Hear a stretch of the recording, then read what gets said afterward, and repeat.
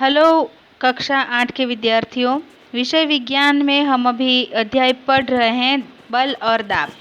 बल क्या है वो हमने देखा कि किसी वस्तु पर बल लगाने पर वह आगे की तरफ सरकता है या खिसकता है। बल जो होता है वो कम, ज़्यादा या एक जैसा, एक समान हो सकता है। हम अब आगे देखेंगे 11.4 बल वस्तु की गति की अवस्था में परिवर्तन कर सकता है। आइए अब हम याद करें कि जब किसी वस्तु पर लगता है बल तो क्या होता है। क्रियाकलाप 11.3 देकर देखेंगे। रबड़ की एक गेंद लीजिए तथा इसे किसी समतल सतह से मेज पर या कंक्रीट के फर्श पर रखिए। ठीक है, हमें एक गेंद लेनी है। गेंद तो आप खेलते ही होंगे, घर में सबके पास होती है। तो गेंद लीजिए और कंक्रीट के फर्श पर रखिए। अब गेंद को धीरे से समतल सतह पर धक्का दीजिए। क्या गेंद गति में आ जाती है? गतिशील गेंद को फिर से धक्का दीजिए। क्या इसकी चाल में कुछ परिवर्तन होता है? यह बढ़ती है या घटती है? तो आपको पता होगा कि जब आप गेंद को अपनी सतह पर रखकर धक्का देंगे तो गेंद आगे की तरफ लुढ़कती है। ठीक है ना? तो उसका मतलब क्या है? गतिशील होना। क्या होता है उसका मतलब? गतिशील होना। यह बढ़ती है या घटती है तो वो आगे जाकर फिर धीरे हो जाती है। ठीक है ना? अब अपनी हथेली को गतिशील गेंद के सामने रखिए। जैसे ही गतिशील गेंद इसे स्पर्श करे हथेली को हटा दीजिए। क्या आपकी हथेली गेंद पर कोई बल लादती है तो टकराएगी, आपको तो एक बल लगेगा। ठीक है ना? अगर भारी हुई गेंद तो आपका हाथ हिला सकते हैं। अगर आप कैच करने जाओ तो आपको उसको पकड़ने के लिए जोर लगाना पड़ता है। ठीक है, एक बार तो आपकी गेंद जो है ना आपके हाथों में टकरा जाती है। तो इस तरह से गेंद की चाल पर इसका क्या प्रभाव पड़ता है? तो अगर कोई भी वस्तु, गेंद ही हो क्यों ना हो, कोई भी वस्तु चलती है तो उसका प्रभाव यह होता है कि वह बल डालती है। क्या यह बढ़ती है या घटती है? यदि आप गतिशील गेंद को अपनी हथेली से रोक लें तो क्या होगा? विराम अवस्था में गेंद पर बल लगने पर वह गतिशील हो जाती है। तो इससे क्या साबित हुआ कि विरामशील गेंद जो थी उस पे हमने बल लगाया तो वह गतिशील हो गई, मतलब वो अपने स्थान से छोड़कर आगे चली गई। ठीक है ना? अब आगे देखिए, आप इसी प्रकार की अन्य स्थितियों पर भी विचार कर सकते हैं। उदाहरण के लिए पेनल्टी किक लेते समय खिलाड़ी गेंद पर बल लगाता है। किक लगने से पहले गेंद विराम अवस्था में थी। आप फुटबॉल तो देखते ही होंगे, जब पेनल्टी किक लगती है तो पहले खिलाड़ी क्या करता है, वो बॉल जो है, फुटबॉल जो है वो अपने पैरों के पास रखता है और फिर एक जोर से उसको किक लगाता है। तो किक लगाने से पहले गेंद तो पड़ी हुई थी, विराम अवस्था में थी, अतः इसकी चाल शून्य थी। ठीक है, उसकी चाल क्या थी? शून्य थी, वो एक जगह पर खड़ी थी। लगाए गए बल में गेंद को गोल की और गति प्रदान की। जैसे ही खिलाड़ी है वो किक लगाता है गेंद पर, वैसे ही हमारे बॉल को क्या मिली? गति मिली। ठीक है ना? गति प्रदान की। तो बल क्या होता है? किसी वस्तु की किसी वस्तु को गति प्रदान करता है। यहाँ पर समझने की बात एक ही है कि अगर किसी पदार्थ पर हम बल लगाते हैं तो उसको क्या मिलती है? गति मिलती है। मान लीजिए गोल बचाने के लिए गेंद पर झपटता है। ठीक है, वो जो कीपर होता है ना, गोलकीपर, वह बॉल पकड़ने के लिए गेंद पर झपटता है या उछलता है। इस क्रिया द्वारा गोली गतिशील गेंद पर बल लगाने का प्रयत्न करता है। ठीक है ना? गेंद जो होती है वह बहुत से बल से आती है आगे की तरफ। गोली को उसको पकड़ने के लिए या तो झपटना पड़ेगा या उछलना पड़ेगा। ठीक है, और इस तरह से वह गेंद पर बल लगाता है, वह भी बल लगाता है। उसके द्वारा लगाया गया बल गेंद को रोक सकता है या विक्षेपित कर सकता है, मतलब रोक सकता है या तो गोल को, या फिर वह बॉल को पकड़ सकता है, या उसकी गति किसी और दिशा में कर सकता है और गोल होने से बचा सकता है। यदि गोली गेंद को रोकने में सफल हो जाता है तो उसकी चाल शून्य हो जाती है। ठीक है, और अगर वो पकड़ लेता है, कैच कर लेता है, तो गति शून्य हो जाती है। ठीक है, मोड़ देता है तो फिर वो दूसरी ओर चला जाता है गतिशील होकर। ये प्रेक्षण सुझाते हैं कि किसी वस्तु पर लगाए गए बल द्वारा उसकी चाल बदली जा सकती है।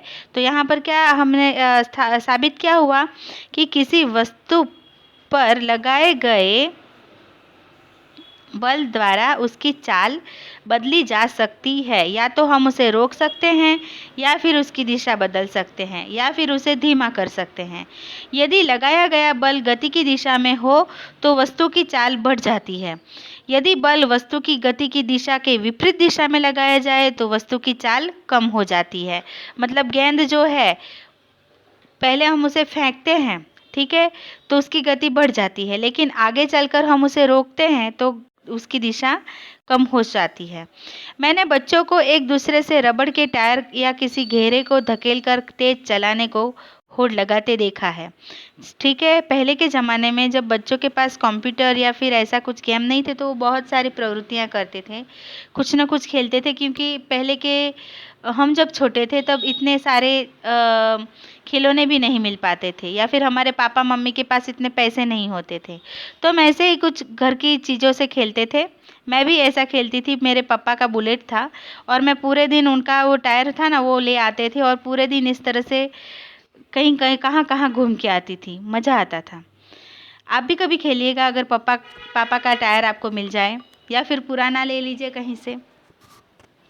मैंने बच्चों को एक दूसरे से रबड़ के टायर या किसी घेरे को धकेलकर तेज चलाने की होड़ लगाते देखा। अब मैं समझ गया हूँ कि धक्का देने पर टायर की चाल क्यों बढ़ जाती है। धक्का देने पर टायर क्यों बढ़ जाती है, तो उसकी चाल बढ़ जाती है, उसको गति प्रदान होती है, ठीक है ना। मतलब किसी भी वस्तु पर अगर हम धक्का लगाते हैं तो वह आगे की तरफ बढ़ जाती है।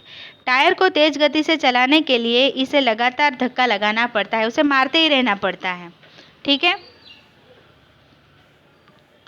आगे देखिए, पहली यह जानने के लिए उत्सुक है कि क्या बल लगाने से केवल वस्तु की चाल ही परिवर्तित होती है। आइए ज्ञात करें। यहाँ पर पहली ये जानना चाहती है कि बल लगाने से केवल वस्तु की चाल ही परिवर्तित होती है, ठीक है। उसके लिए हम एक क्रियाकलाप करेंगे। एक गेंद लीजिए तथा इसे क्रियाकलाप 11.3 की भांति किसी समतल सतह पर रखिए।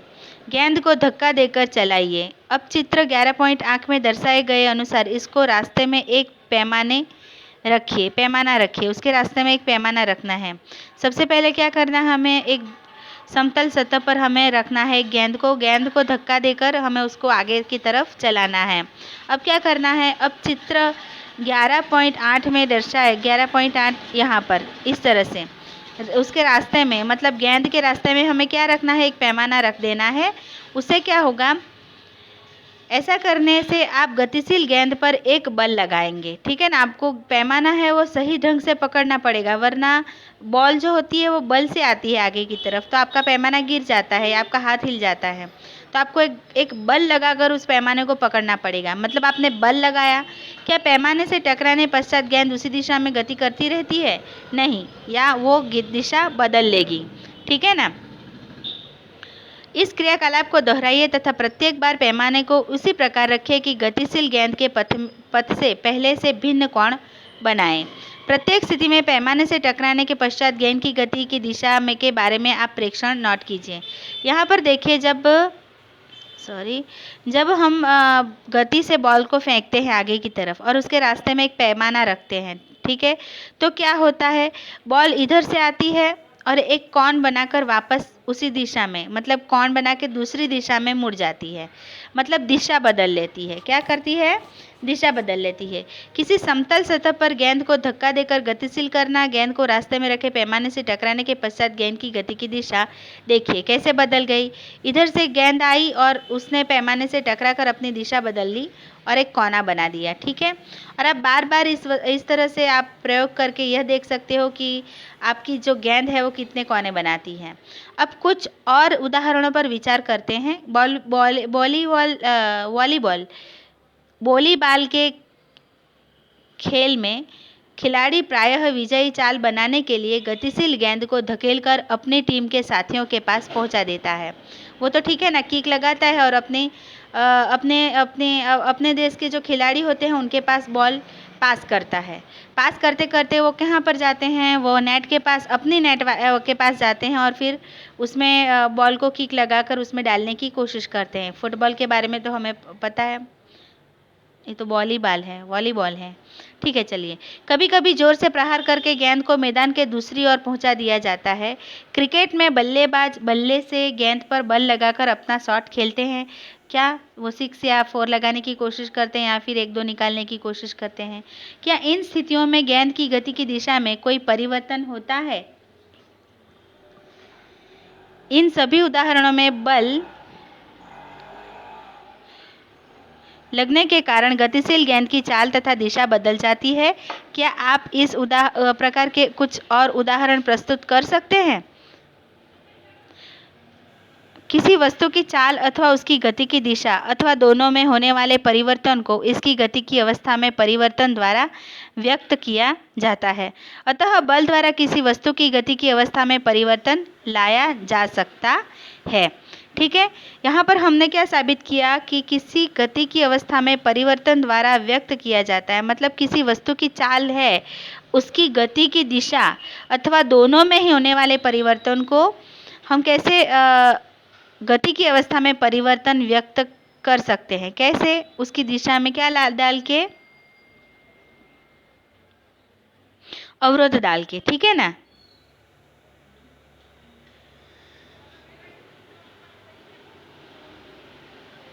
किसी वस्तु की चाल अथवा उसकी गति की दिशा अथवा दोनों में ही होने वाले परिवर्तन को इसकी गति की अवस्था में परिवर्तन द्वारा व्यक्त किया जाता है। अतः बल द्वारा किसी भी वस्तु की गति की अवस्था में परिवर्तन लाया जा सकता है। तो यहाँ पर यह साबित होता है। ठीक है, अब गति की अवस्था की बात करें तो किसी वस्तु की गति की अवस्था का वर्णन किसी की इसकी चाल अथवा गति को दिशा के से किया जाता है। विराम अवस्था को शून्य चाल की अवस्था माना जाता है। कोई वस्तु विराम अवस्था में अथवा गतिशील में हो सकती है, दोनों ही इसकी गति की अवस्थाएं होती हैं। क्या इसका यह अर्थ है कि बल लगाने पर सदैव ही किसी वस्तु की गति की अवस्था में परिवर्तन होगा? आइए पता करते हैं। क्या ऐसा मतलब हमने ये आगे वाले क्रियाकलाप में देखा कि किसी भी वस्तु पर बल लगाने पर उसकी गति या दिशा में परिवर्तन किया जा सकता है, लेकिन क्या यह सभी जगह पर संभव है? तो देखते हैं क्या है। यह हमारा सामान्य अनुभव है कि अनेक बार बल लगाने पर भी वस्तु की गति की अवस्था में परिवर्तन नहीं होता। कभी कभी ऐसा होता है कि कभी हम किसी भारी वस्तु पर बल लगाते हैं लेकिन उसकी गति में कोई परिवर्तन नहीं होता। ठीक है, उदाहरण के लिए एक भारी संदूक आपके द्वारा अधिकतम बल लगाए जाने पर भी गति न करे। जैसे मैं 100 किलो या 200 किलो गेहूं वाली पीप को हटाने की कोशिश करती हूँ, लेकिन मैं उसे अकेले हटा नहीं पाऊंगी। हमने आगे भी देखा। ठीक है, क्योंकि वो बहुत भारी होता है। यदि आप किसी दीवार को धकेलने का प्रयास करें तो मैं जानती हूँ कि वो भी हम नहीं कर पाएंगे, तो उस पर आपको बल का कोई प्रभाव दिखाई नहीं देता। तो इससे क्या साबित होता है कि यही कि बल हमारे बल के अनुसार ही हम किसी वस्तु को धक्का दे सकते हैं। ठीक है ना? वरना हम प्रयास करने पर भी किसी वस्तु की अवस्था में कोई परिवर्तन नहीं कर सकते।